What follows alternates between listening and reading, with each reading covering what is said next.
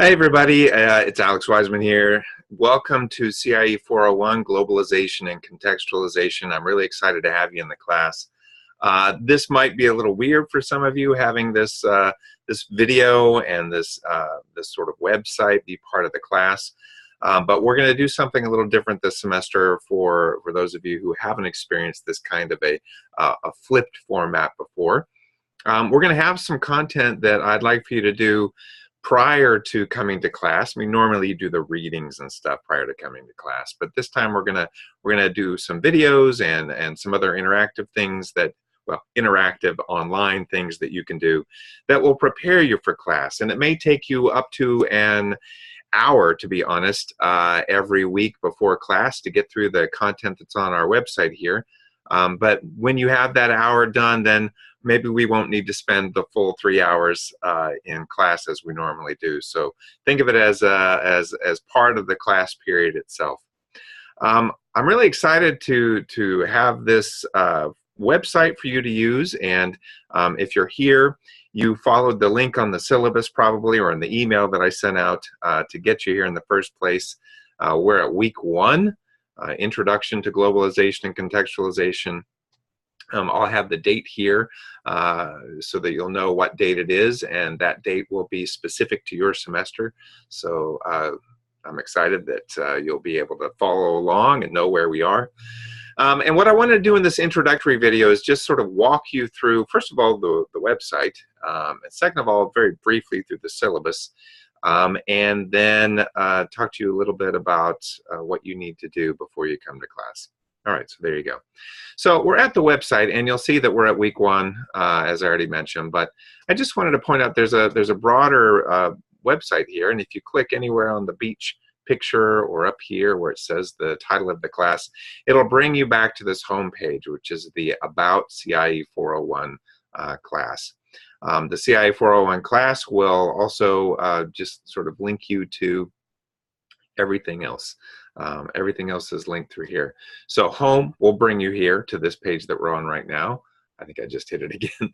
If you want to go to the syllabus, you click here and it'll take you to the syllabus, which I was just looking at. This is the older version of the syllabus that I was updating for the class. This is what you'll see though when you come in the first time, the front page of the syllabus. It will also take you to the class preparation and discussion, which is probably the section that you will use the most. And you'll click on this and you'll see that this sort of top part stays the same. You have to scroll a little bit to get to the content. And then you'll see that every week that we have class is linked here. And each of these are linked text to that week's content. You'll also see that on every page down the right-hand side here, there is also a link to all the different weeks and to the syllabus, and to get you back to the home page, the About CIE 401 page. We're obviously leading into week 1 right now.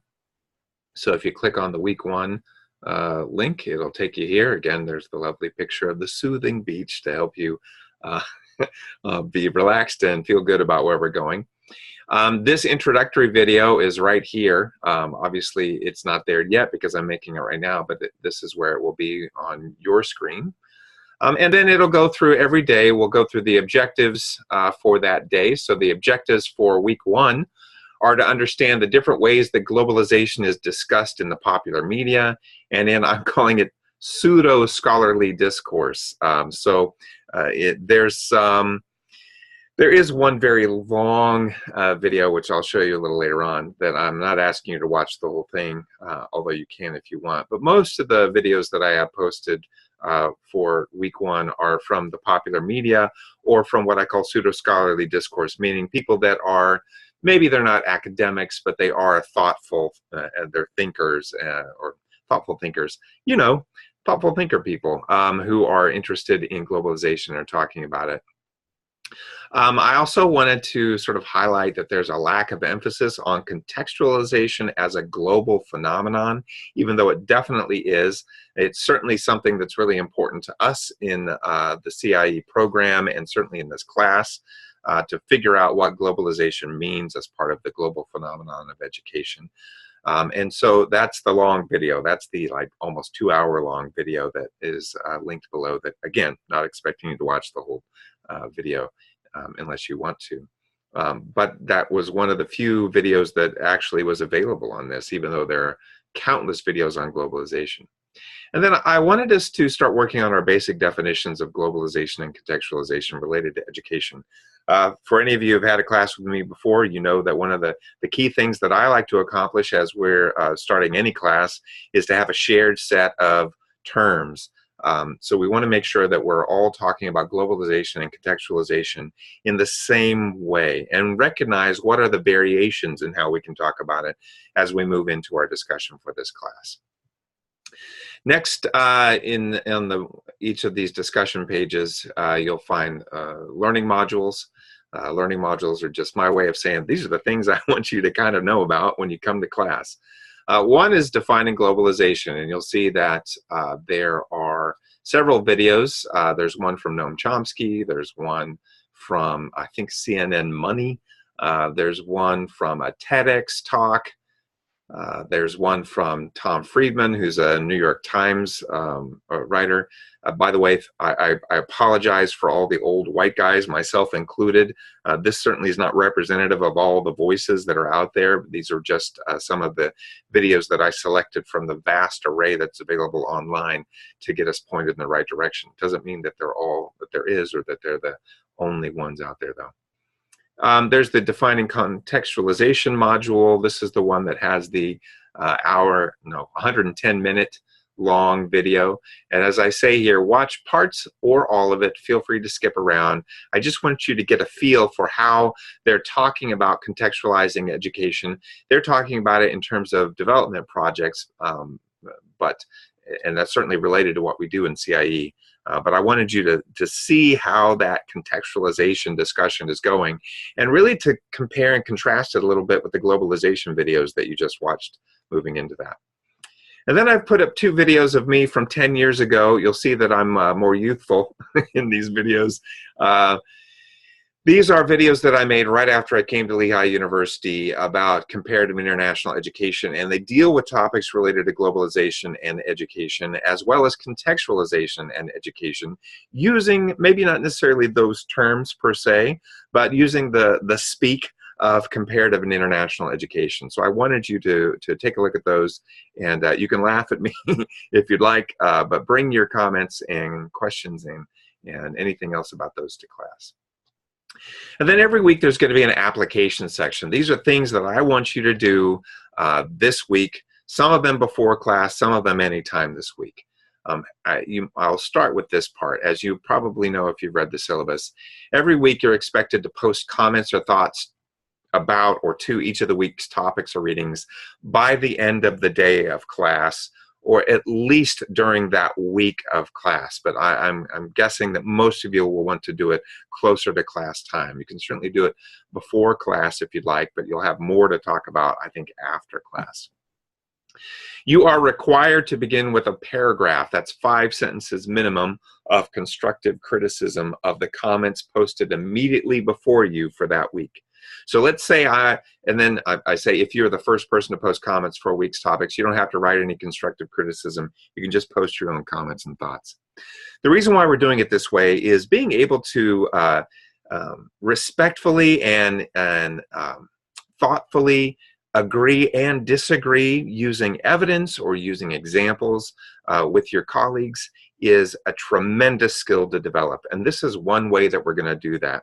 So we'll do some of this in class when we discuss with one another, and we'll contradict one another, or we'll complement one another, not compliment, but complement each other's thoughts and thinking and examples and evidence and whatever else related to the readings and the videos.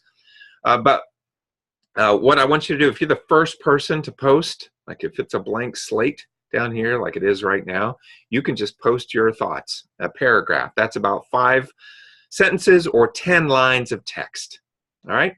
If you are the second or the third or the 50th person to comment, then you have to look at the last comment that was made, and I want you to constructively critique them. All right. 5 sentences of constructive criticism. What are they saying? How do you critique it or compliment it? Remember, critiquing someone is not saying bad things about them. It doesn't even mean that you have to disagree.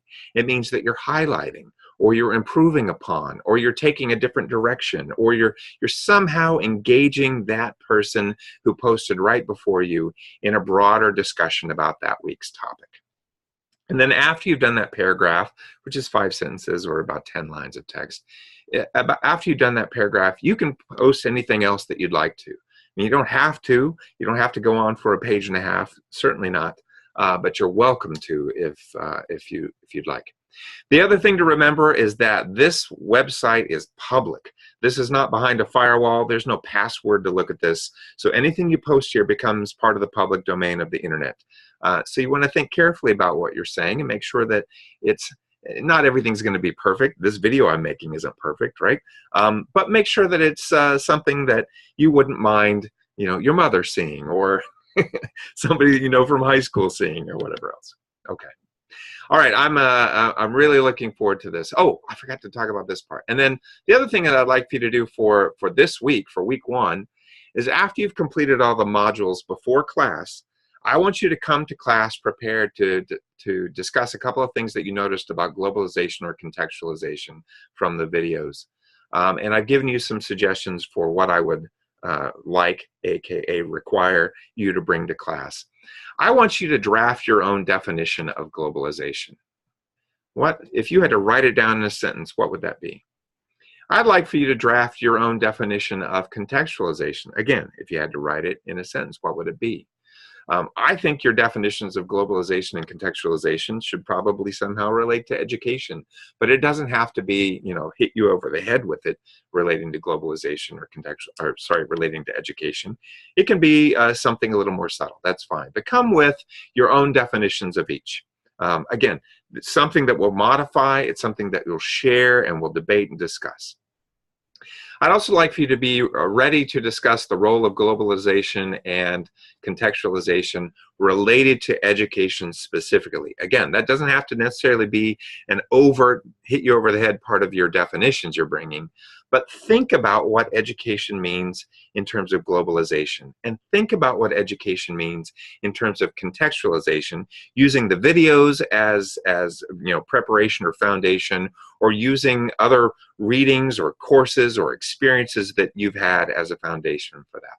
And we'll be discussing that all when we come to class together in week 1. All right, I'm excited to do this with you. We'll have a larger discussion of the syllabus together in class the first day. But in the meantime, make sure you watch those videos. Have a great rest of your week and weekend leading up to class. And let me know if you have any questions in the meantime. All right.